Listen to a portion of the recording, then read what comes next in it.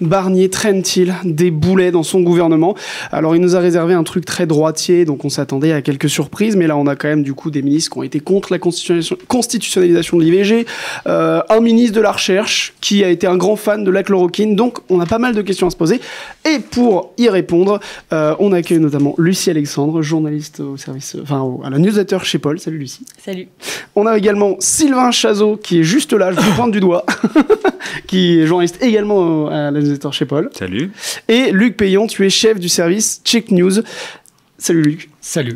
Et ma première question, est-ce que vous pouvez nous faire un peu la liste de ces casseroles du gouvernement Barnier?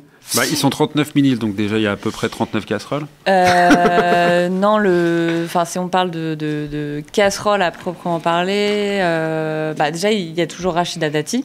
Je vous coupe la discussion 2 minutes. Si cet entretien vous plaît, abonnez-vous à la chaîne YouTube de Libération. On publie des vidéos comme ça toutes les semaines. D'ici là, bon visionnage. Si on parle de casseroles à proprement parler, déjà il y a toujours Rachida Dati. Qui a pas mal de... Ouais, c'est peut-être elle la plus grosse casserole du gouvernement. Si on parle en termes de problème pour le gouvernement, Barnier, ça va être elle le plus gros problème. Mais c'est assez révélateur aussi que Dati soit toujours là. Parce que Dati, pour mémoire, elle est quand même mise en examen pour corruption passive dans l'affaire Carlos Ghosn. Dans les jours qui viennent, les semaines qui viennent, je ne sais plus exactement, le PNF, le Parquet national financier, va rendre sa décision pour savoir s'il y a un renvoi en correctionnel. Et donc voilà, on a quelqu'un. Maintenant, c'est établi que quelqu'un qui est mis en examen, ça ne pose plus aucun problème pour être ministre. C'est vrai, on a également notre ministre de l'Éducation, Anne Génotet, qui manque un peu d'expérience. Luc, toi, tu as fait un long papier pour parler de cette dame. Alors dans le domaine de l'éducation, oui, ça c'est certain. Dans le domaine de la formation des domestiques, des expatriés à Singapour, non. Par contre, elle a une vraie expérience. Plus sérieusement, effectivement, c'est quelqu'un qui était député des Français de l'étranger jusqu'à sa nomination au gouvernement et qui résidait à Singapour où elle est arrivée à peu près en 2004-2005. Et c'est quelqu'un qui a une formation médicale, mais qui ne pouvait pas valider son diplôme à Singapour et qui, à partir de 2009, donc, s'est lancé dans une petite entreprise de conseil, de formation de domestiques pour les expats essentiellement français et avec, c'est vrai, des conseils parfois étonnants, un peu méprisants, condescendants envers les helpers, c'est comme ça qu'on les appelle là-bas, et donc la dispense de cours de cuisine pour bien faire à manger aux expatriés français. Donc les helpers, c'est les domestiques en question. Les helpers, oui, c'est en fait le nom des domestiques essentiellement philippines qui œuvrent dans la cité-État pour les expats. Et donc, Anne Génotet s'était spécialisée, pas tant pour des raisons financières, elle a un mari qui permet de subvenir aux besoins sans problème, assez aisé, a priori plus, nous dit-on, pour occuper ses journées. Voilà, et c'est vrai que c'est pas évident quand on est femme d'expat, conjoint d'expat à Singapour, de pouvoir exercer une activité.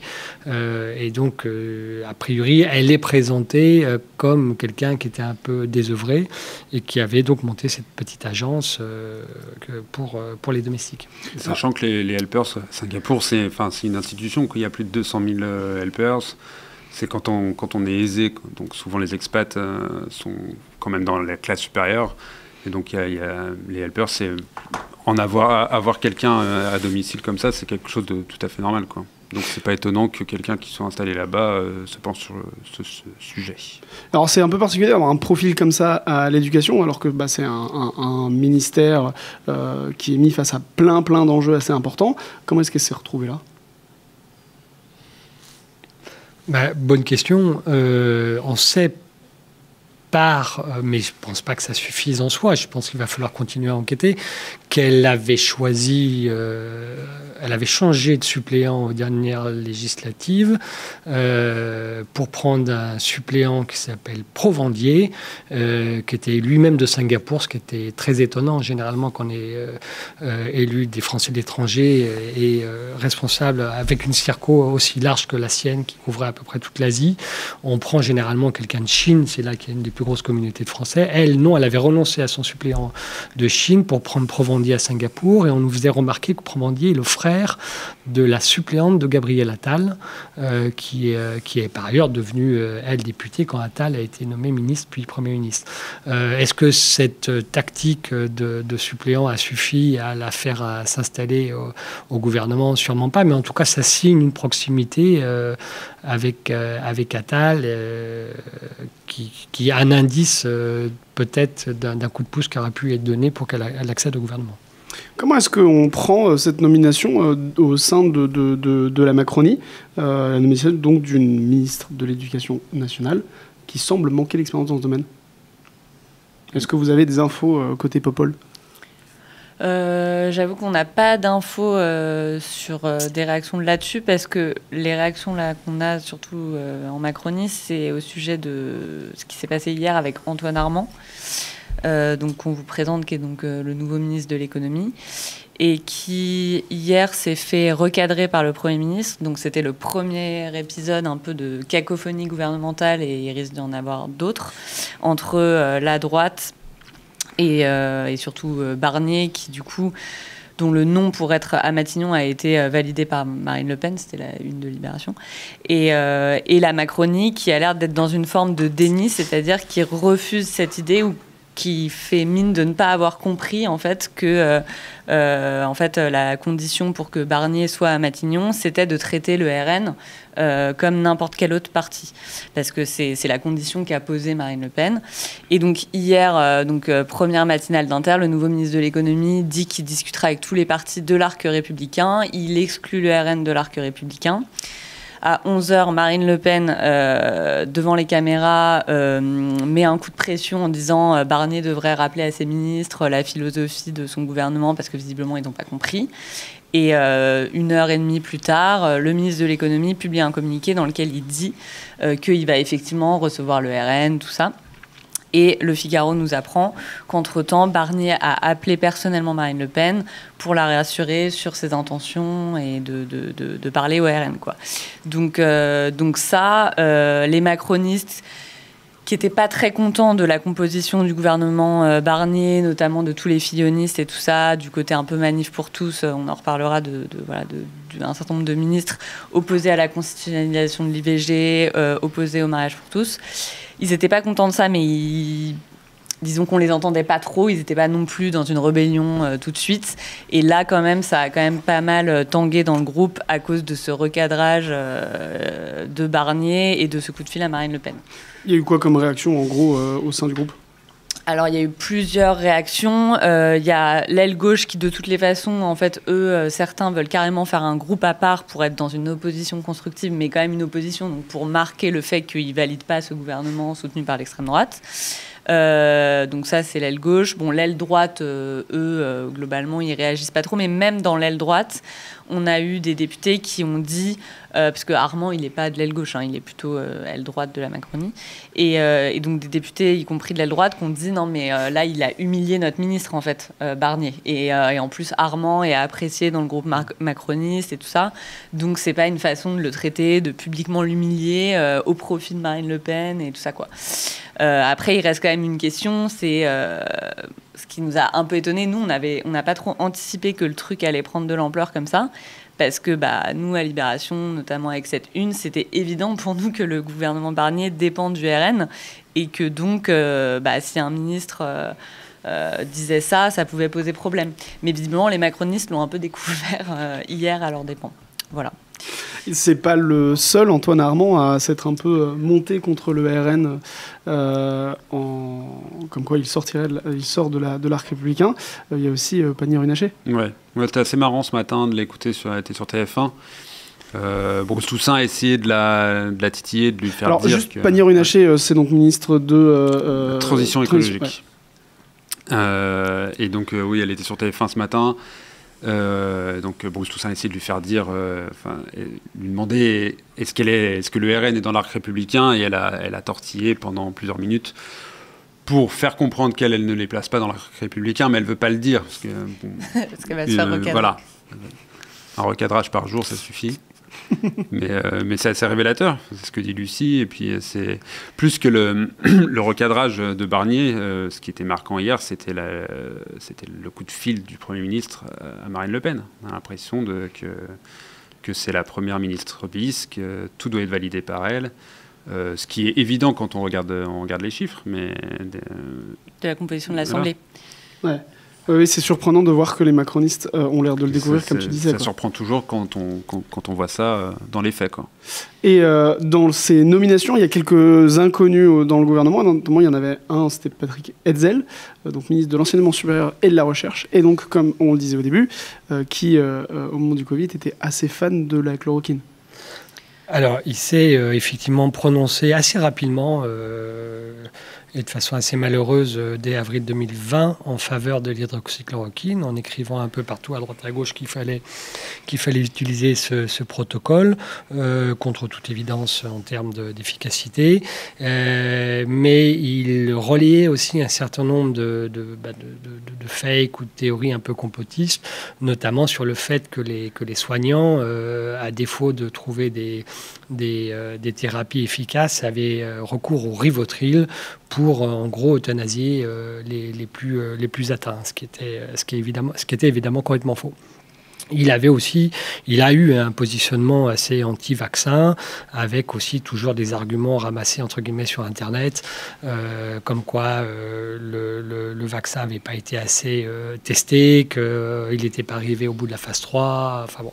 Donc c'est effectivement quelqu'un qui a épousé à cette époque-là tous les poncifs complotistes, vaccino-sceptiques et pro-hydroxychloroquine de l'époque. Et c'est très étonnant pour un ministre donc, de l'Éducation supérieure et de la Recherche d'avoir des conclusions comme ça sur des solutions qui ne suivent pas une méthodologie claire, en tout cas à l'époque, au moment où il sortait cette recommandation du fait d'utiliser l'hydroxychloroquine. C'était pas du tout à la fin des phases de test de cette solution contre le Covid. Alors pour l'hydroxychloroquine, non seulement c'était pas la fin de la phase de test, mais surtout il y avait déjà quand même des premiers éléments qui montraient l'inefficacité de ce traitement. Donc c'était compliqué de plaider la méconnaissance de l'état de l'art à l'époque. Mais clairement, et sur un volet plus politique, ça pose un énorme problème que cette personne soit effectivement ministre de l'Enseignement supérieur et de la Recherche. On a un commentaire, Florie Marie, qui se dit « Moi, ça m'épate que ces gens de la Macronie découvrent que leur président adoré est en fait un gros libéral à la limite de l'extrême droite. Je veux dire, qui ne l'avait pas vu venir à des kilomètres dès 2017 ?» Des réactions. On peut refaire l'histoire, mais... Mais après, la question, c'est pas est-ce que Macron est fan de l'extrême droite, plutôt non, mais c'est juste que, en fait, dans le choix qu'il lui a... Enfin, en fait, il a perdu les élections. Voilà, il n'a pas la majorité à l'Assemblée. Il ne l'avait déjà pas avant, mais il s'en tirait un peu. Là, il ne l'a pas du tout. Et en fait, donc, cette nécessité de faire une coalition, au lieu de la nouer à gauche, il a décidé de la nouer à droite, mais les LR ayant eux-mêmes encore plus perdu les élections, vu qu'ils sont seulement une cinquantaine, en fait, du coup, c'est une coalition qui est toujours pas vraiment majoritaire, qui est toujours une majorité relative, et donc qui, pour tenir, dépend un peu, pas forcément du soutien du RN, mais en tout cas d'un soutien passif, c'est-à-dire une abstention au minimum, donc une non-censure. Et les macronistes donc, ont beaucoup tendance à dire que c'est la faute de la gauche, une façon de présenter les choses en disant que c'est un choix inévitable parce que la gauche a refusé l'hypothèse Cazeneuve, de Bernard Cazeneuve, donc, comme Premier ministre. Il y a plusieurs points là-dessus. C'est que, en fait, Bernard Cazeneuve lui-même, et ça a été raconté dans plusieurs papiers maintenant, a dit à Emmanuel Macron que s'il était Premier ministre, ce ne serait pas pour mener la politique d'Emmanuel Macron, qu'il faudrait tenir compte du résultat des élections, et que s'il ne fallait pas, comme l'ont dit les Insoumis, appliquer tout le programme, rien que le programme, parce que évidemment la gauche n'a pas remporté de majorité absolue, néanmoins, il pouvait pas, même Bernard Cazeneuve ne pouvait pas venir pour dire je vais faire la politique voulue par Macron. Et surtout sur les questions économiques, notamment d'un projet de plus de justice fiscale. Ça, Macron en a fait en fait une espèce de ligne rouge, parce que donc c'est ce que répètent les macronistes, ils ne veulent pas augmenter les impôts. Donc, comme ils ne veulent pas revenir là-dessus, en fait, ce projet-là a capoté. Et sans parler des retraites. Sans parler des retraites, évidemment. En termes de boulets dans le gouvernement Barnier, on a donc parlé de Jeunetet, de Hetzel, on a parlé un peu de Pannier-Runacher et Armand dans le rapport de Barnier au Rassemblement national. Est-ce qu'il y en a d'autres qui se démarquent dans ces premiers jours du gouvernement Barnier ? Bon. Non, mais sur le volet sociétal et un peu réactionnaire, on sait qu'on a fait, nous, un papier qui a listé les ministres qui avaient eu des positions dans le passé plutôt border. Et effectivement, on a fait le décompte sur le nombre de ministres qui, à l'époque parlementaire, s'étaient prononcés contre la constitutionnalisation de l'IVG. On en avait donc 4, Retailleau, Garnier, Genevard et Hetzel. De ceux qui, en 2013, manifestaient dans les cortèges de la Manif pour tous, on en a quand même 7 aujourd'hui qui sont au sein de l'exécutif. Je ne vais peut-être pas tous les lister. Et on en avait 2 qui s'étaient prononcés en 2021 contre l'interdiction des thérapies de conversion. Donc ces fameuses process qui prétendent inverser l'homosexualité. Voilà, donc ça fait quand même pas mal de gens qui ont eu des positions assez réactionnaires sur l'IVG, sur le droit des LGBT dans ce gouvernement.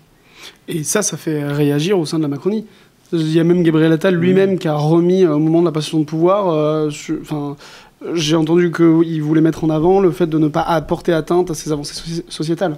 Oui, c'est ce qu'il a dit, je crois, plutôt en réunion de groupe. Donc Gabriel Attal, l'ancien Premier ministre aujourd'hui, et président du groupe, j'allais dire Renaissance. En gros, les macronistes à l'Assemblée, le groupe des macronistes, maintenant s'appelle Ensemble pour la République, EPR. Et du coup, le chef de leur groupe, c'est Gabriel Attal. Et en réunion de groupe, après... l'annonce du gouvernement, enfin l'annonce de la composition du gouvernement samedi soir, qui a un peu énervé certains macronistes dans ce groupe. Il leur a dit, un peu pour les calmer, il leur a dit « Moi aussi, ça me heurte que ces personnes-là soient au gouvernement et je serai vigilant au fait qu'il n'y ait pas de retour sur la constitutionnalisation de l'IVG ou des choses comme ça. » Après, on va voir, parce que, il y a un autre dossier qui arrive qui va être celui de la fin de vie. Projet de loi qui était bien avancé à l'Assemblée juste avant la dissolution et qui allait en fait être voté. Et qui, du coup, quand il y a eu la dissolution, tous les projets de loi qui étaient en cours d'examen ont été mis un peu à la poubelle. Et donc là, les macronistes veulent le remettre sur le métier pour de nouveau avancer, parce qu'il y a une majorité à l'Assemblée, vu que la gauche est favorable, pour voter ce texte. Mais en fait, la droite, notamment la frange conservatrice, est opposée à cette loi sur la fin de vie. Donc on va voir si Gabriel Attal, effectivement, met vraiment assume ses limites vis-à-vis des conservateurs. Parce que c'est vrai qu'il y a des profils quand même qui posent question. C'est ce parmi évoqué par Luc. Othman Nasrou, qui est secrétaire d'État à la citoyenneté et à la lutte contre les discriminations. À la lutte contre les discriminations, cette personne faisait partie de la Manif pour tous. C'est un drôle de choix quand même. Il y a un certain message qui est envoyé là-dedans. Pardon. Ou alors encore Paul Christophe, ministre de l'Égalité, qui s'est prononcé contre l'élargissement de la PMA aux couples de femmes sans enfants ou aux femmes seules.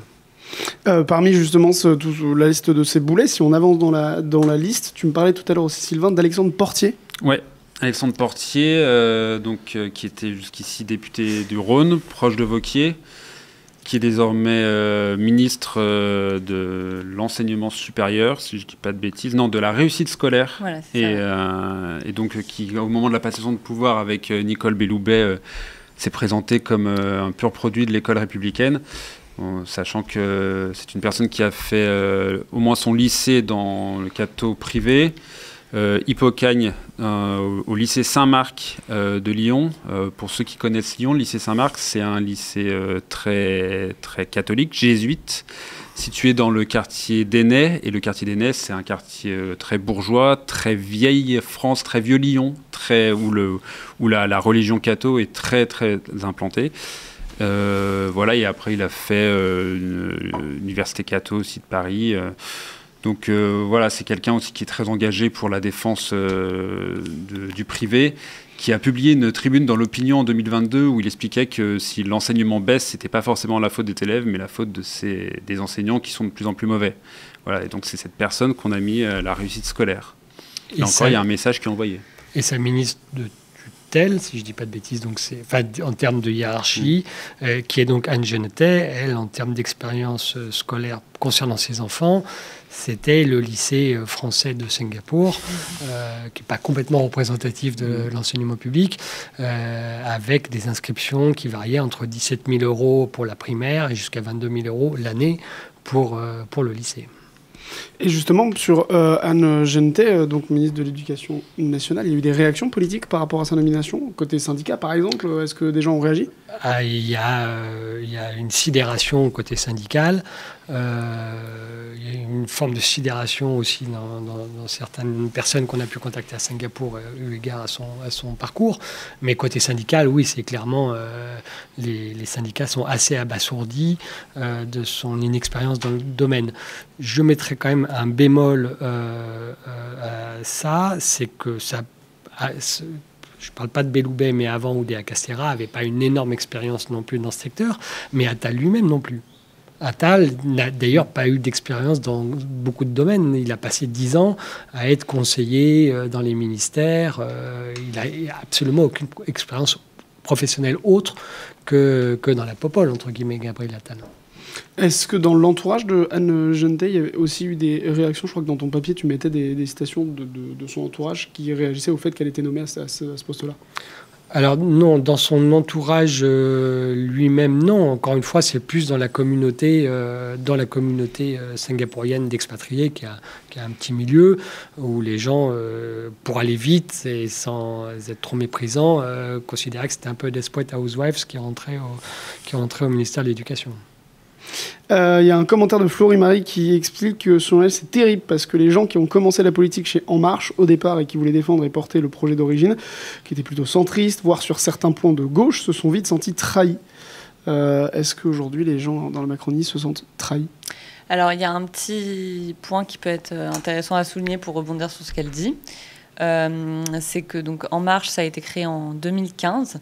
Parce qu'à l'époque c'était les jeunes avec Macron, donc en fait un espèce de fan club autour de Macron qui était alors ministre de l'économie et en fait dans cette bande-là on les appelait la bande de Poitiers. Il y avait notamment Pierre Persson qui ensuite a été patron du parti En Marche, il y avait Sacha Houlié qui là essaye de monter un groupe social-démocrate à l'Assemblée et qui ne siège pas au groupe En Marche, donc qui est en rupture là avec Macron. Et bon, je ne vais pas tous les énumérer, mais en gros, dans toute cette bande de Poitiers qui sont le macronisme originel, en fait, ils sont tous partis.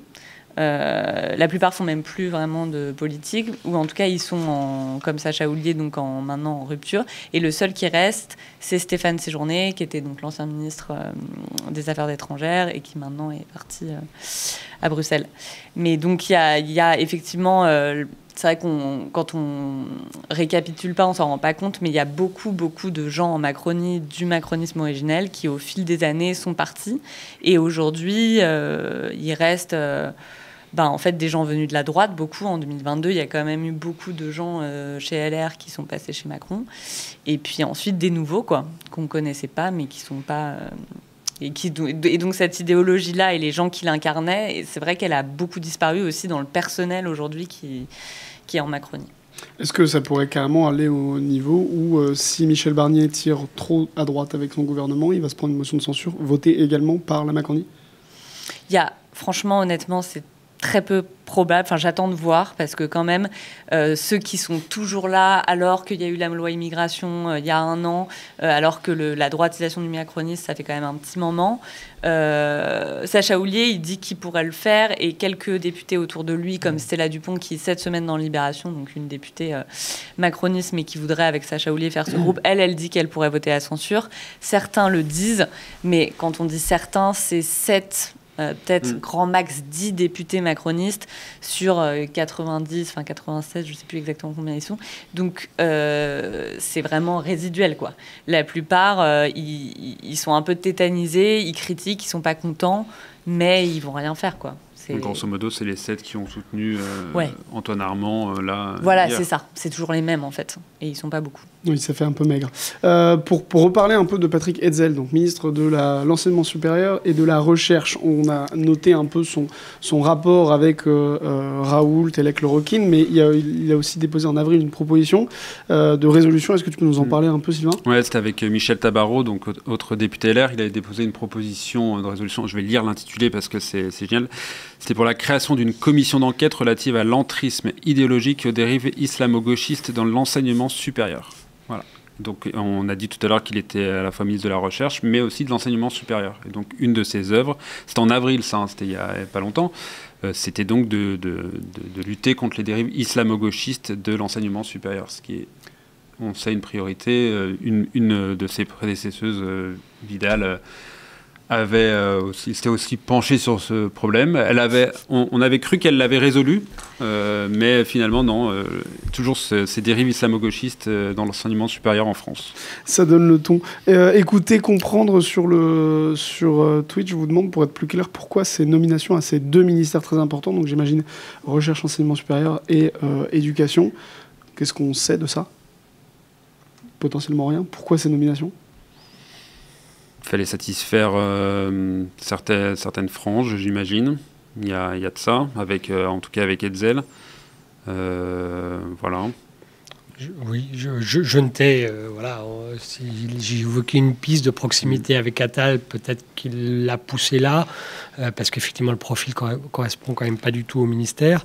Mais pour l'instant, on n'en voit pas plus d'explications. À noter que Gentet, de ce qu'on m'a dit, elle ambitionnait éventuellement plutôt dans le domaine des affaires étrangères. Pas forcément un ministère, mais un secrétariat de quelque chose au sein du ministère des Affaires étrangères. Elle avait créé l'Institut Club France Initiative il y a quelques années et qui devait être un peu la coquille, qui devait la crédibiliser dans ce domaine. Juste peut-être sur ce point, un éclairage politique, c'est que donc là, c'est un gouvernement de coalition qui mixe des macronistes et des LR. Alors les Républicains, maintenant, ça s'est un peu splitté en deux entre Ciotti et donc, on va voir ce que ça donne, mais bon, la droite, les Républicains, en gros. Mais en gros, ce qu'il en reste, c'est-à-dire que le parti Les Républicains, depuis quelques années, est un peu pris en étau donc, entre la Macronie, il y en a beaucoup qui partent chez Macron, certains qui partent au RN ou ailleurs, chez Zemmour, et d'autres qui partent de court. Donc il y a beaucoup d'élus locaux chez LR, il y a beaucoup de sénateurs, parce qu'ils ont toujours la majorité au Sénat, c'est pour ça qu'on trouve beaucoup de sénateurs au gouvernement. Mais sinon, en fait, à droite, c'est pas un parti dans lequel il y a énormément de profils disponibles, en fait. Enfin, il y a beaucoup d'élus locaux, il y a des sénateurs, tout ça, il y a des vieux anciens ministres, enfin voilà. Mais globalement, des jeunes loups ambitieux, etc., il n'y en a pas tant que ça. Et ceux qu'il y a, on peut penser à Laurent Wauquiez ou Aurélien Pradier, ils n'ont pas forcément envie d'aller se griller dans un gouvernement qui va peut-être durer 2 mois, qui en plus est compliqué parce que va peut-être se compromettre avec Macron, avec le RN. Enfin, c'est quand même un truc un peu qui sont pas très bons. Donc en fait, on va dire ceux qui sont un peu ambitieux, qui ont un peu envie de se placer pour la suite, ils n'ont pas envie d'aller s'y compromettre. Et par ailleurs, ce parti, il y a plus grand monde là-bas chez LR. C'est quand même un peu le parti des losers. Encore une fois, ils ont perdu les élections. Aux européennes, ils ont fait combien, 7%? C'est ça, 8 peut-être. 7, 8. Oui, 6% ce qui est une réussite pour eux, parce que que ça veut dire qu'ils se sont maintenus par rapport à leur score de 2019. À la présidentielle, ils ont fait moins de 5%. Donc voilà, c'est pas un parti où il y a beaucoup de profils vraiment capés, quoi. Enfin, si capés, mais il n'y a pas énormément de gens à placer, quoi. Dans les petites guéguerres dans le gouvernement qui sont en train de se dérouler, il y a un truc qui monte, j'ai l'impression, c'est aussi Retailleau et Migaud. Donc Migaud qui est un peu la seule personnalité de gauche dans ce gouvernement. Barnier il disait qu'il voulait des gens de gauche. Bon, bah il a Migaud, quoi. Quoi, Migaud n'est pas de gauche? Il l'a été à un moment de sa vie. Et là, on a entendu Retailleau dire l'ordre, établir l'ordre, c'est ces trois volontés, et il fait face donc à un ministre garde des Sceaux, Migaud, qui lui, il y a une petite guéguerre entre les deux, non ? Oui, ça c'est le tango classique de tout gouvernement. Dupond-Moretti et Darmanin avaient fait la même chose. Castaner avec son ministre de la Justice de l'époque, qui devait être Belloubet, je pense, devait faire la même chose aussi. La Beauvau, Place Vendôme qui s'affrontent, où l'un dit à l'autre bosse mieux, et non, mais t'inquiète pas, je bosse, c'est un grand classique. Donc là, oui, c'est ce qui se passe. En plus, on a Retailleau qui est peut-être la superstar du gouvernement, avec Rachida Dati, c'est dire. Peut-être qu'on va reparler de Retailleau à un moment, mais voilà. Donc, que Retailleau bande les muscles, dise de l'ordre. Voilà, il est dans son couloir. Retailleau, c'est un ancien proche de Philippe de Villiers, de Fillon, qui est connu pour des déclarations. C'est Quotidien, là, qui a, dans sa newsletter Quotidien, a recensé les déclarations un peu choc de Retailleau ces derniers jours. On s'aperçoit que ces déclarations, ces punchlines bien préparées qui sortent à longueur d'interview sont souvent issues de punchlines déjà utilisées par des gens comme Jordan Bardella, par des gens comme Éric Zemmour. Donc voilà, c'est un certain profil, Retailleau, que Migaud se pose devant lui et disent non, on ne fait pas comme ça. Oui, il y a une forme de logique. Heureusement, j'ai envie de dire, pour Migaud, sinon, sa place sera ailleurs, je pense. Et en même temps, Migaud, c'est quand même un profil assez dépolitisé depuis des années, puisqu'il a été des années à la Cour des comptes, puis à la HATVP. Ça fait longtemps qu'il est plus... Est-ce que Retailleau, on peut dire que c'est la personnalité la plus conservatrice de ce gouvernement ? Tu entends quoi par conservatrice ? Je sais pas.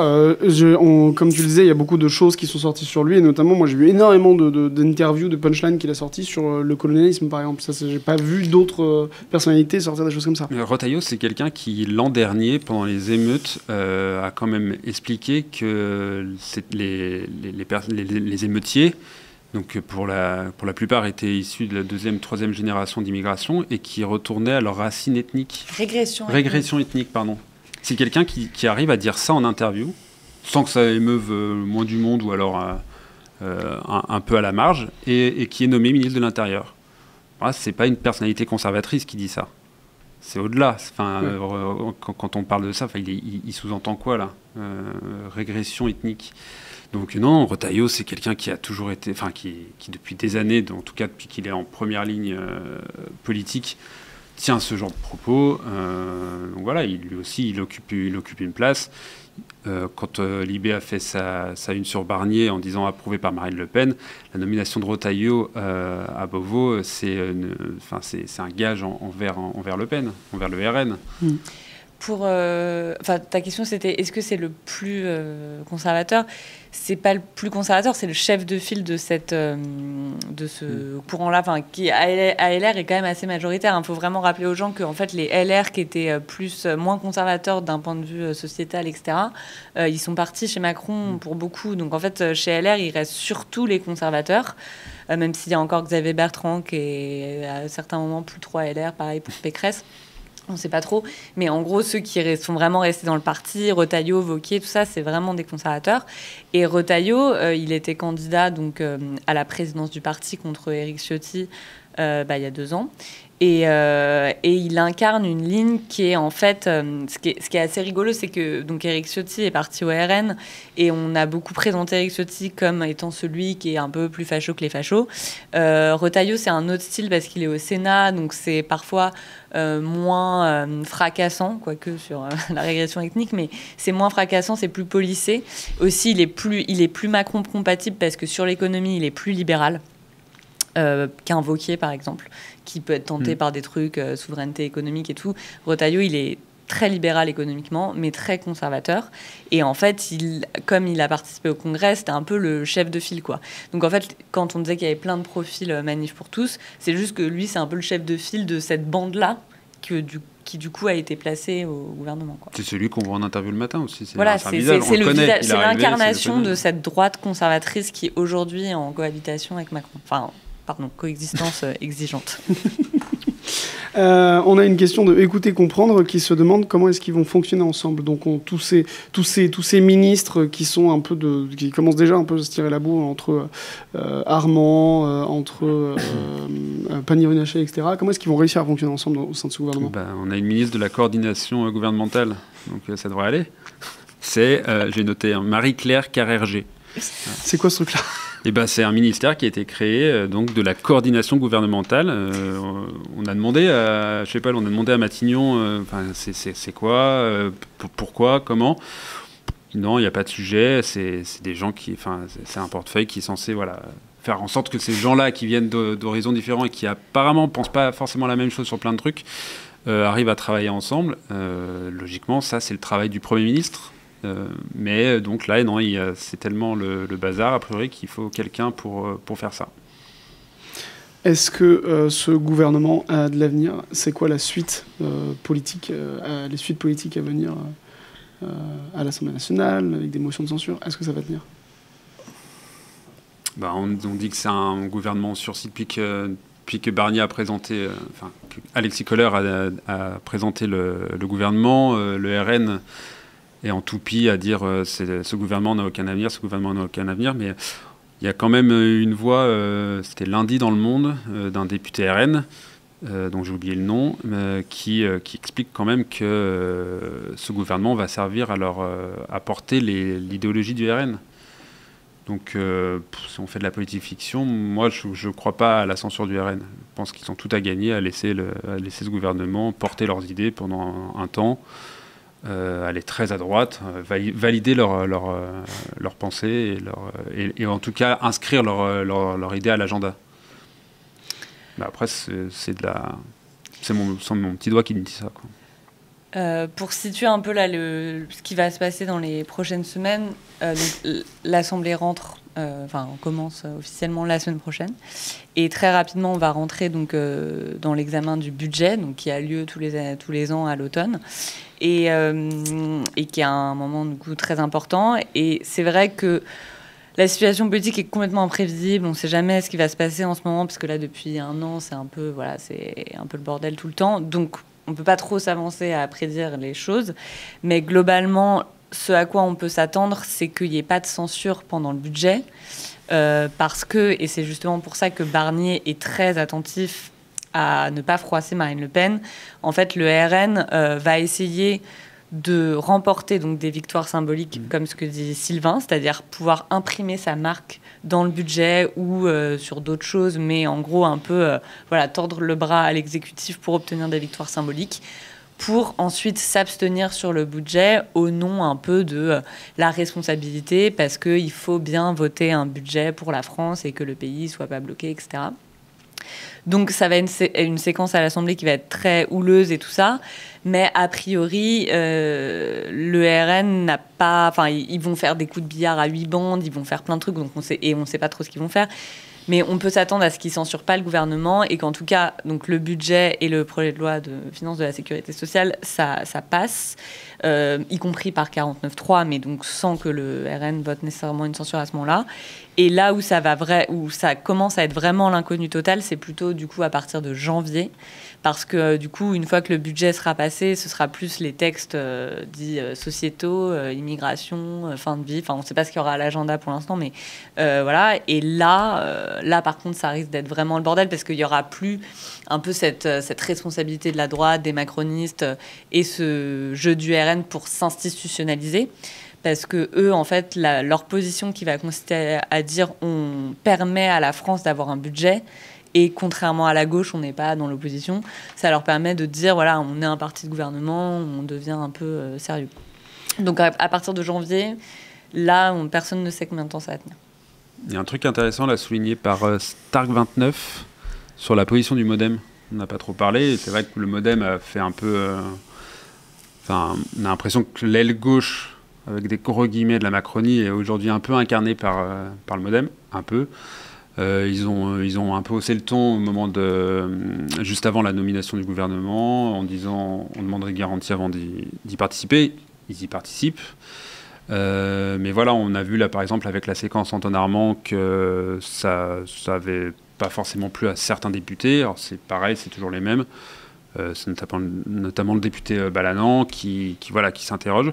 La position du MODEM va être à observer dans les semaines qui viennent. Ils ne vont pas claquer la porte du jour au lendemain, ça reste le MODEM de François Bayrou.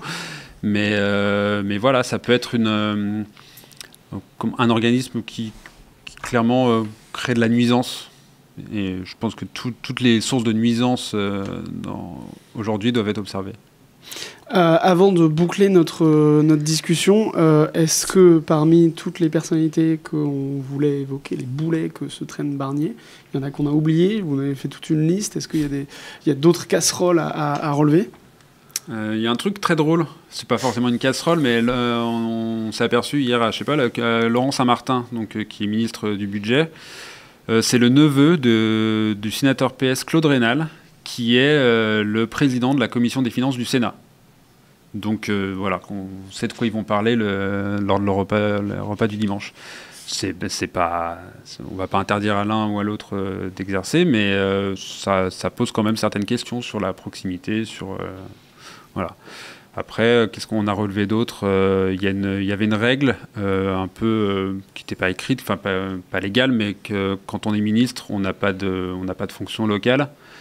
Et Sébastien, notre collègue de chez Paul, a recensé un peu tous les ministres aujourd'hui qui ont dit ouvertement que non, ils voulaient conserver leur mandat dans un exécutif local, notamment Fabrice Loher, qui est le ministre de la Mer, et qui lui a expliqué que non, ça serait très facile, qu'il serait ministre la semaine et le week-end, il serait dans son exécutif. Donc c'est cool, il ne sera pas ministre le week-end, on est rassuré. Donc s'il y a des problèmes sur la mer, il faut éviter plutôt du lundi 8h au jeudi 18h. Sinon, non.